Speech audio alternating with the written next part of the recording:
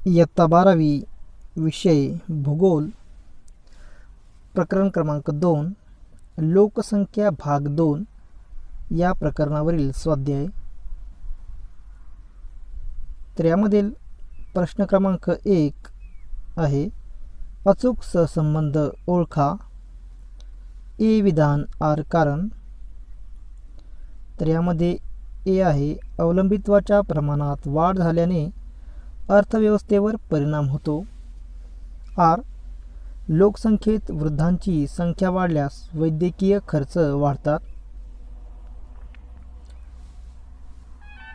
तर याचं पर्याय आहेत, अ केवळ ए बरोबर आहे, आ केवळ आर बरोबर आहे, ई ए आणि आर हे दोन्ही बरोबर आहेत आणि आर हे ए चे अचूक स्पष्टीकरण आहे, ई ए आणि आर हे दोन्ही बरोबर आहेत परंतु आर हे ए चे अचूक स्पष्टीकरण नाही।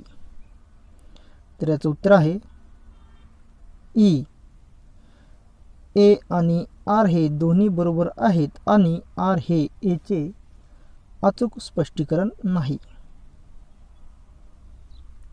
2 ए, लोकसंख्येच्या मनोऱ्यात रुंद तळ बालकांची संख्या अधिक असल्याचे दाखवते। आर, लोकसंख्या मनोऱ्याचे रुंद शीर्ष वृद्धांची संख्या अधिक असल्याचे द्योतक आहे। तर याचे पर्याय आहेत, अ केवळ ए बरोबर आहे, आ केवळ आर बरोबर आहे, ई ए आणि आर हे दोन्ही बरोबर आहेत आणि आर हे ए चे अचूक स्पष्टीकरण आहे, ई ए आणि आर हे दोन्ही बरोबर आहेत परंतु आर हे ए चे अचूक स्पष्टीकरण नाही। तर याचं उत्तर आहे ई ए आणि आर हे दोन्ही बरोबर आहेत परंतु आर हे ए चे अचूक स्पष्टीकरण नाही। प्रश्न क्रमांक 2 टिपा लिहा। तर यामध्ये 1 लोकसंख्या वाढ व स्थलांतर। तर याचं उत्तर आपल्याला असे देता येईल, स्थलांतरामुळे मूळ प्रदेश व स्थलांतरितांना स्वीकारणारा प्रदेश या दोन्ही प्रदेशात लोकसंख्या संरचनेत गुणात्मक व संख्यात्मक बदल घडून येतो। दोन्ही प्रदेशातील लोकसंख्येचे वितरण, घनता, प्रारूप व रचना यात बदल होतो। लोकसंख्या वाढीस जन्मदर आणि मृत्यूदर याबरोबरच स्थलांतर या घटकाचा प्रभाव पडतो। ज्या प्रदेशात स्थलांतरित लोक येतात म्हणजे आगमित प्रदेशात लोकसंख्या ही वाढते। स्थलांतरित लोक ज्या प्रदेशात येतात त्यामध्ये पुरुष स्थलांतरितांचे प्रमाण जास्त असल्याने तेथे पुरुषांची लोकसंख्या वाढते तर लिंग गुणोत्तर जे आहे ते कमी होते।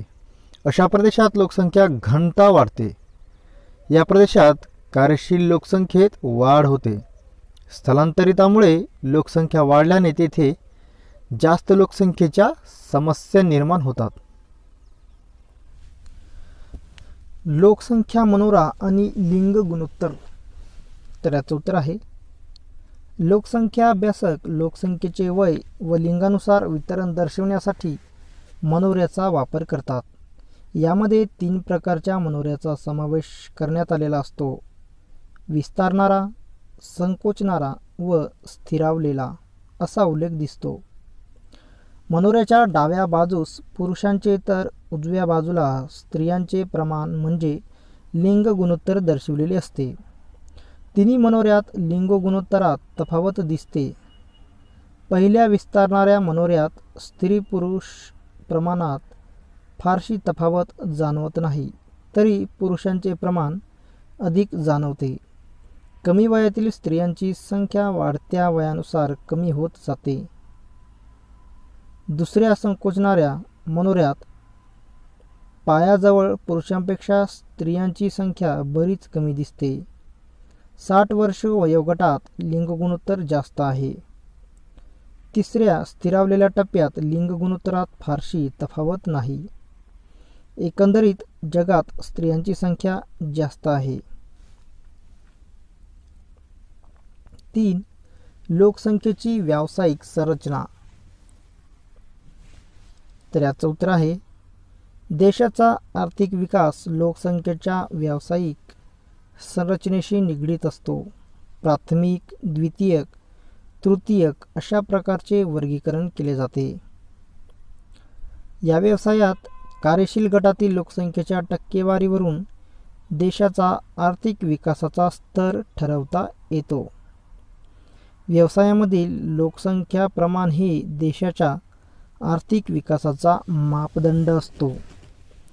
विकसित राष्ट्रात औद्योगिक व पायाभूत सुविधा उपलब्ध असल्याने तेथील कार्यशील लोकसंख्या द्वितीयक, तृतीयक किंवा चतुर्थक व्यवसायात जास्त दिसते. ज्या देशाची अर्थव्यवस्था कृषीप्रधान आहे तेथील कार्यशील लोकसंख्या प्राथमिक व्यवसायात गुंतलेली आढळते. जेथे प्राथमिक व्यावसायिकांची संख्या जास्त ते देश अप्रगत, मागास मानले जातात. प्राथमिक व्यवसायामध्ये शेतकरी, पशुपालन, शिकार, वनसंकलन, लाकूडतोड, खाणकाम इत्यादी व्यवसायाचा समावेश होतो. तर द्वितीयकमध्ये उद्योगधंदे, बांधकाम इत्यादी. तर तृतीयक व्यवसायामध्ये व्यापार, वाणिज्य, वाहतूक, साठवण, दळणवळण इत्यादी व्यवसायांचा समावेश होतो. 4. साक्षरतेचे प्रमाण. लोकसंख्येतील साक्षरतेचे प्रमाण हे देशाच्या आर्थिक व सामाजिक विकासाचे द्योतक असते. साक्षरता हे आर्थिक विकासाचे कारण व परिणाम दोन्ही आहे. राहणीमान, स्त्रियांचा समाजातील दर्जा, उपलब्ध शैक्षणिक सुविधा, शासकीय धोरण या बाबी साक्षरतेशी संबंधित आहेत. भारतामध्ये 7 वर्षावरील व्यक्ती साक्षरतेच्या गणनेसाठी विचारात घेतली जाते.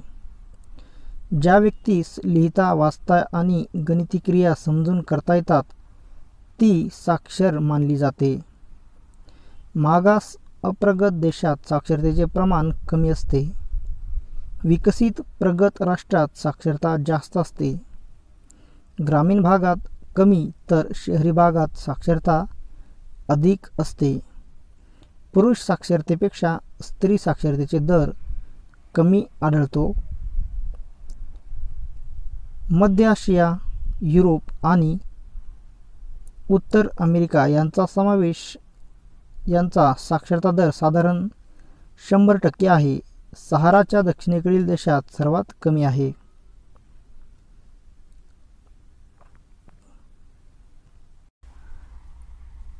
प्रश्न 3. भौगोलिक कारणे लिहा. 1. विकसित राष्ट्रामध्ये शेती व्यवसायात गुंतलेल्या लोकांची संख्या कमी आहे. तर याचं कारण आहे विकसित राष्ट्रात शेती व सर्वच प्राथमिक व्यवसायात गुंतलेल्या लोकांची संख्या विकसनशील व अविकसित राष्ट्रापेक्षा कमी आहे. विकसित देशात औद्योगिक आणि पायाभूत सुविधा उपलब्ध असल्याने या अशा देशात कार्यशील लोकसंख्या द्वितीयक, तृतीयक किंवा चतुर्थक व्यवसायात जास्त आढळते. या देशात अन्य व्यवसायामुळे कृषी क्षेत्रात घट झालेली असते. शेतीशिवाय अन्य व्यवसायास अनुकूल परिस्थिती असल्याने व ते व्यवसाय किफायतशीर वाटत असल्याने ते शेतीऐवजी इतर व्यवसायाकडे वळतात. परिणामी शेती व्यवसायात गुंतलेली लोकांची संख्या कमी आहे. विकसित देशात पुरेपूर पायाभूत सुविधांचा विकास, पुरेसे भांडवल, विज्ञान तंत्रज्ञानाचा विकास, आधुनिक सोयी यामुळे बिगर शेती व्यवसायाकडे कल वाढतो. विकसित देशांची अर्थव्यवस्था भक्कम असल्याने व्यापारी दृष्टिकोन ठेवून व्यवसायांची निवड केली जाते. शासनाचे धोरण औद्योगिकीकरणास पोषक असते. यामुळे शेतीत लोकांची संख्या कमी दिसते. 2. लोकसंख्येतील साक्षरतेचे प्रमाण हे देशाच्या आर्थिक व सामाजिक विकासाचे द्योतक असते. तर याचं उत्तर आहे लोकसंख्येतील साक्षरतेचे प्रमाण हे देशाच्या आर्थिक व सामाजिक विकासाचे द्योतक असते. साक्षरता हे आर्थिक व सामाजिक विकासाचे कारण व परिणाम दोन्ही आहे. साक्षरतेमुळे आर्थिक व सामाजिक साक्षरता येऊन मानव व समाजाच्या विकासाला फायदा होतो. साक्षर व्यक्तीस आर्थिक नियोजन, व्यवसायाची निवड, गुंतवणूक, मालमत्ता याबाबत योग्य निर्णय घेणे सुलभ जाते. साक्षर समाज विकसित बनतो. त्यांचे दरडोई उत्पन्न वाढते. राहणीमानाचा दर्जा उंचावतो. विज्ञानविषयक सजगता निर्माण होते. आधुनिक तंत्रज्ञान अंगीकारतो. आरोग्य सुधारते. जास्त साक्षर असणारे लोक आर्थिक व सामाजिक दृष्टीने विकसित असतात. त्यांच्या आर्थिक व सामाजिक विकासात साक्षरतेचे प्रतिबिंब जाणवते. 3. जेव्हा कार्यशील लोकसंख्येत वाढ होते तेव्हा लाभांशातही वाढ होते. तर याचं उत्तर आहे कार्यशील लोकसंख्येच्या प्रमाणावरून देशाचा आर्थिक विकास निश्चित होतो. कार्यशील लोकसंख्या अधिक असल्यास त्या देशाच्या अर्थव्यवस्थेत लोकांचा सहभाग जास्त होतो. एकूण लोकसंख्येत कार्यशील लोकसंख्या जास्त असल्यास मनुष्यबळाची उपलब्धता होऊन लाभांश वाढतो. अतिरिक्त मनुष्यबळाचा योग्य वापर झाल्यास देशाच्या आर्थिक विकासाचा वेग वाढवता येतो. याचा आर्थिक फायदा लाभांशाच्या स्वरूपात सर्वांना होतो. जेव्हा कार्यशील लोकसंख्या वाढते तेव्हा त्या देशाच्या दरडोई उत्पन्नात वाढ होऊन लाभांश वाढ होते. देशाच्या आर्थिक विकासाचा निर्देशांक वाढीस, लाभांश वाढीस कार्यशील लोकसंख्या प्रमाण अधिक असणे आवश्यक असते. 4. स्थलांतर हे नेहमी कायमस्वरूपी असते असे नाही. तर याचं कारण आहे व्यक्ती किंवा व्यक्तिसमूहाने एका भौगोलिक किंवा राजकीय विभागातून दुसऱ्या भौगोलिक किंवा राजकीय विभागात तात्पुरत्या किंवा कायमस्वरूपी वास्तव्याच्या हेतूने केलेल्या हालचालीस स्थलांतर असे म्हणतात. स्थलांतर अल्पकालीन किंवा दीर्घकालीन असू शकते. ते नेहमीच कायमस्वरूपी असतेच असे नाही. स्थलांतर हे प्राकृतिक, आर्थिक, सामाजिक, राजकीय कारणामुळे केले जाते. स्थलांतर हे विशिष्ट हेतूनुसार अथवा उद्दिष्टानुसार झाले असेल तर तो हेतू किंवा उद्दिष्ट साध्य झाल्यानंतर पुन्हा ते मूळ ठिकाणी परत येतात. त्यामुळे स्थलांतर हे कायमस्वरूपी असते असे नाही. उदाहरणार्थ शिक्षणासाठी गेलेले विद्यार्थी, पर्यटक, वैद्यकीय उपचार, पशुपालक, मजूर यांचे स्थलांतर कायमस्वरूपी नसते. याशिवाय नैसर्गिक अथवा सामाजिक स्थलांतरित परिस्थिती पूर्वपदावर येते. प्रश्न क्रमांक 4. फरक स्पष्ट करा. यामध्ये एक आहे देणारा प्रदेश आणि घेणारा प्रदेश. यामध्ये फरक स्पष्ट करायचा आहे. देणारा प्रदेश आणि घेणारा प्रदेश. देणारा प्रदेश या प्रदेशातील लोकसंख्या व लोकसंख्या घनता कमी होते. घेणारा प्रदेश या प्रदेशातील लोकसंख्या व लोकसंख्या घनता वाढते. देणाऱ्या प्रदेशामध्ये कार्यशील लोकसंख्येचे प्रमाण घटते. घेणाऱ्या प्रदेशामध्ये कार्यशील लोकसंख्येचे प्रमाण किंवा मनुष्यबळ वाढते. देणाऱ्या प्रदेशात तरुणांचे स्थलांतर झाल्यामुळे वयोरचना बदलते. येथे बालके वृद्ध प्रमाण अधिक होते. तर घेणाऱ्या प्रदेशात तरुणांचे स्थलांतर, वयोरचना बदलते. येथे तरुण, कामकरी वयोगट अधिक असतो. देणाऱ्या प्रदेशामध्ये पुरुषांचे स्थलांतर जास्त असते. लिंग गुणोत्तर बदलते. स्त्रियांची संख्या जास्त होते. उदाहरणार्थ केरळ. तर घेणाऱ्या प्रदेशामध्ये पुरुषांचे स्थलांतर जास्त झाल्यामुळे लिंग गुणोत्तर बदल होते. पुरुषांची संख्या जास्त होते. उदाहरणार्थ मुंबई. येथील सोयीसुविधा वापराविना कमी वापर, त्यावर झालेला खर्च अनावश्यक असतो. अतिरिक्त लोकसंख्येमुळे मूलभूत सोयीसुविधावर ताण पडतो, तसेच त्या सोयीसुविधा अपुऱ्या पडतात. मनुष्यबळाअभावी शेतजमिनी पडीक पडतात, साधनसंपत्तीचा विकास खुंटतो. तर घेणाऱ्या प्रदेशामध्ये शहरालगतच्या शेतजमिनीचे प्रमाण कमी होते, तर बिगर शेती कामासाठी जमिनीचा वापर होतो.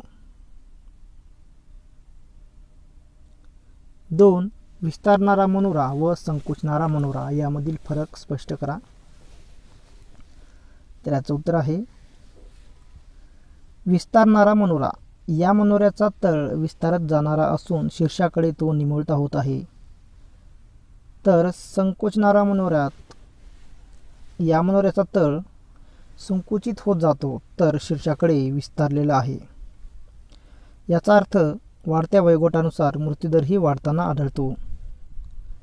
तर संकुचणाऱ्या मनोऱ्यामध्ये याचा अर्थ आहे वृद्धांची संख्या जास्त तर तरुणांची संख्या कमी असणे. विस्तारणारा मनोरा हा मनोरा जन्म आणि मृत्यू दोन्ही दर जास्त आहेत असे सांगतो. तर संकुचणारा मनोरा हा जन्मदर कमी तर मृत्यूदर अगदी कमी असे सांगतो. विस्तारणारा मनोरा हा मनोरा असणाऱ्या देशात बालकाची व तरुणांची संख्या ही अधिक असते. तर संकुचणाऱ्या मनोऱ्यामध्ये वृद्धांची संख्या असल्याचे सांगतो. हा मनोरा अविकसित व विकसनशील देशाचा निदर्शक आहे.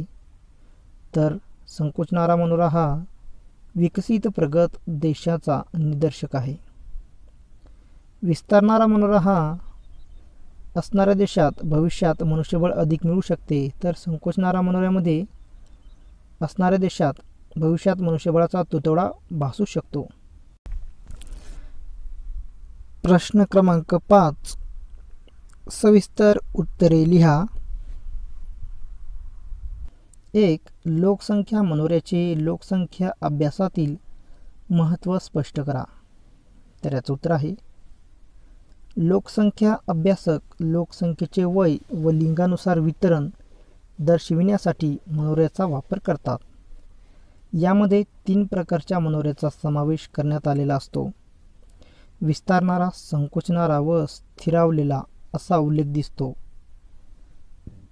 मनोऱ्याच्या डाव्या बाजूस पुरुषांचे तर उजव्या बाजूला स्त्रियांचे प्रमाण म्हणजे लिंग गुणोत्तर दर्शवलेले असते.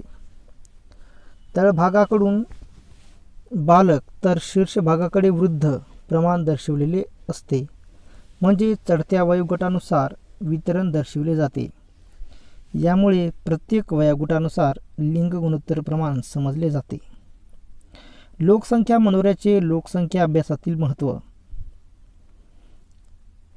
तर यामध्ये आहे लोकसंख्येचे वयानुसार व लिंगानुसार वितरण समजते. प्रत्येक वयानुसार स्त्री पुरुष प्रमाण समजते.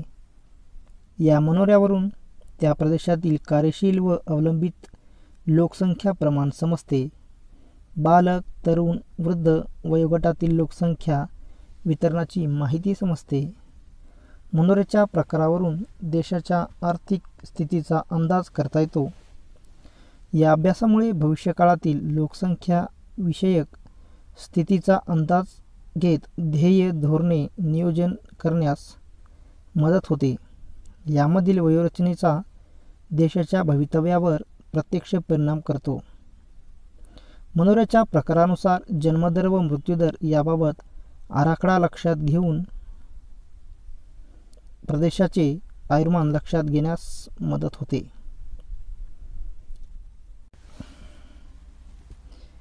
दोन, लोकसंख्येची ग्रामीण व शहरी रचना स्पष्ट करा. तर याचं उत्तर आहे लोकसंख्या संरचना अभ्यासत असताना ती विविध पद्धतीने अभ्यासतात. त्यामध्ये लोकसंख्येच्या वास्तव्याच्या ठिकाणावरून ग्रामीण व शहरी असे 2 वर्ग करता येतात. ग्रामीण शहरी लोकसंख्येच्या बाबतीत फरक करताना त्याचे मापदंड भिन्न असतात. या दोन्ही लोकसंख्येत राहणीमान, व्यवसाय, सामाजिक रचना, लोकसंख्येचे वय, व्यावसायिक संरचना, लिंग गुणोत्तर, लोकसंख्या घनता, विकासाचा स्तर यात तफावत आहे. या दोन्ही लोकसंख्येची रचना खालील मुद्द्याप्रमाणे पाहता येईल. ज्या वस्तीतील कार्यशील लोकांचे व्यवसाय स्थानिक नैसर्गिक साधनसंपत्तीशी निगडीत असतात, जेथे प्राथमिक स्वरूपाचे व्यवसाय जास्त, त्या लोकसंख्येला ग्रामीण लोकसंख्या असे म्हणतात. तर ज्या वस्तीतील कार्यशील लोकांचे व्यवसाय हे बिगर प्राथमिक म्हणजे द्वितीयक, तृतीयक व चतुर्थक सेवा क्षेत्रात जास्त असतात, त्या लोकसंख्येस शहरी लोकसंख्या असे म्हणतात. लोकसंख्या. ग्रामीण भागाची लोकसंख्या कमी असते तर शहरी भागाची लोकसंख्या जास्त असते. लोकसंख्या घनता. ग्रामीण भागात लोकसंख्येची घनता कमी तर शहरी भागात ग्रामीण भागाच्या तुलनेत लोकसंख्येची घनता जास्त आढळते. वयोरचना. ग्रामीण भागातील कार्यप्रवण कार्यशील लोकसंख्या म्हणजे तरुण कामकरी लोक नोकरी व्यवसायानिमित्त शहरी भागात गेल्याने त्यांची संख्या कमी दिसते, तर तरुण वयोगटातील लोकसंख्या शहरात जास्त आढळते. लिंग गुणोत्तर. ग्रामीण भागात लिंग गुणोत्तर जास्त तर शहरी भागात तुलनेने कमी असते. कदाचित स्थलांतर हे त्याचे मुख्य कारण असू शकते. साक्षरता. ग्रामीण भागात शहरांच्या तुलनेने साक्षरतेचे प्रमाण कमी असते तर शहरात जास्त असते. व्यावसायिक संरचना. ग्रामीण भागातील लोकसंख्या प्राथमिक आर्थिक क्रियेत अधिक असते तर शहरी भागातील लोकसंख्या द्वितीयक, तृतीयक आर्थिक क्रियेत अधिक असते. विवाह वय. ग्रामीण भागात विवाहाचे वय कमी तर शहरी भागात विवाहाचे वय अधिक असते. विकासाचा स्तर. ग्रामीण भागातील विकासाचा स्तर कमी तर शहरी भागातील लोकांचा विकासाचा स्तर हा उंचावलेला असतो. राहणीमान. ग्रामीण भागातील लोकांचे राहणीमान हे सामान्य नैसर्गिक जीवनशैलीचे असते तर शहरी भागातील लोकांचे राहणीमान उच्च आधुनिक जीवनशैलीचे असते. 3. स्थलांतराचा देशातील लोकसंख्या रचनेवर होणारा परिणाम स्पष्ट करा. तर याचं उत्तर आहे, स्थलांतरामुळे लोकसंख्येत संख्यात्मक व गुणात्मक बदल होतात. जेथून स्थलांतर होते त्या प्रदेशास मूळ प्रदेश म्हणजेच देणारा प्रदेश व जेथे स्थलांतरित येतात त्या प्रदेशास स्थलांतरित प्रदेश म्हणजेच घेणारा प्रदेश असे म्हणतात. व्यक्ती किंवा व्यक्तिसमूहाने एका भौगोलिक किंवा राजकीय विभागातून दुसऱ्या भौगोलिक किंवा राजकीय विभागात तात्पुरत्या किंवा कायमस्वरूपी वास्तव्याच्या हेतूने केलेल्या हालचालीस स्थलांतर असे म्हणतात.